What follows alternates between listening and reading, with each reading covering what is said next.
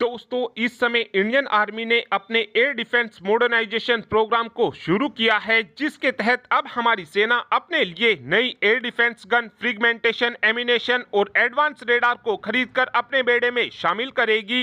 हमारी सेना की तरफ से ये एयर डिफेंस मॉडर्नाइजेशन प्रोग्राम इसलिए भी शुरू किया गया है क्योंकि इस समय ड्रोन और कामिकाजी ड्रोनों का थ्रेट लगातार बढ़ता जा रहा है। अगर आपको किसी भी युद्ध को जल्द से जल्द खत्म करना है तो उस युद्ध में आप कामिकाजी ड्रोन का इस्तेमाल कर सकते हैं और इन्हीं कामिकाजी ड्रोनों की मदद से किसी भी युद्ध के नक्शे को कुछ ही घंटों में काफी आसानी से बदला जा सकता है।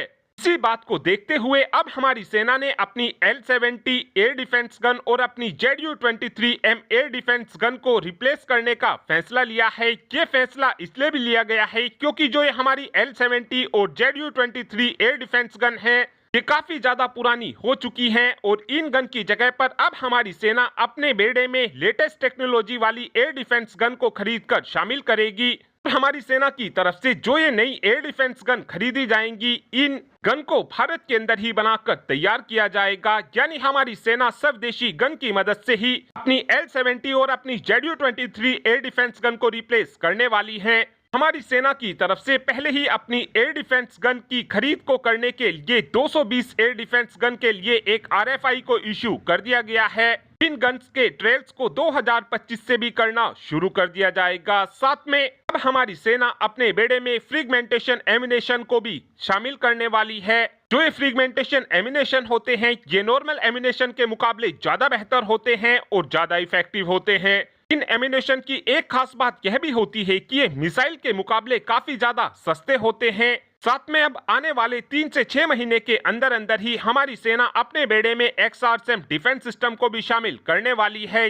आगे चलकर हम इस XRSAM डिफेंस सिस्टम को अपनी नई एयर डिफेंस सिस्टम के साथ इंटीग्रेट करेंगे, जो हमको क्लोज रेंज में टारगेट को ज्यादा बेहतर तरीके से हिट करने की कैपेबिलिटी प्रोवाइड कराएगी। साथ में इस अपडेट प्रोग्राम के दौरान हमारी सेना की तरफ से अपनी रेडार को अपडेट करने के लिए नई low level light weight radar को भी खरीदा जाएगा। इन रेडार की मदद से हम काफी आसानी से लो ऑब्जर्वर और स्मॉल साइज के टारगेट को डिटेक्ट कर सकेंगे और ये रेडार आगे चलकर हमको माउंटेन रीजन में भी टैक्टिकल एडवांटेज प्रोवाइड कराएंगी। साथ में एक अपडेट हमारे very short range air defence system को लेकर भी आया है, जहां पर इस समय बताया ये जा रहा है कि very short range air defence system के जल्द ही यूजर ट्रायल शुरू होने वाले हैं। इन यूजर ट्रायल को हमारी सेना की तरफ से कंडक्ट किया जाएगा और इन यूजर ट्रायल को हमारी वायुसेना की तरफ से भी इवेल्युएट किया जाएगा।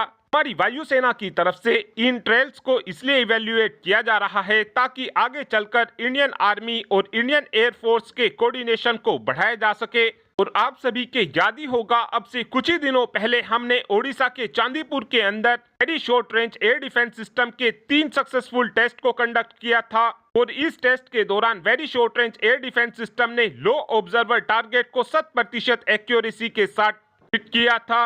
और आगे चलकर हमारे इस very short range air defence system का प्रोडक्शन अडानी डिफेंस द्वारा किया जाएगा और इन ट्रायल्स के पूरा हो जाने के बाद अडानी डिफेंस की तरफ से इस very short range air defence system के प्रोडक्शन को भी करना शुरू कर दिया जाएगा। और अब आप ही कमेंट कर बता सकते हैं कि हमारी सेना के पास ये very short range air defence system कितनी संख्या में होने चाहिए। इस बात का आंसर आप कमेंट बॉक्स में दे सकते हैं। Thanks for watching this video. Have a good day.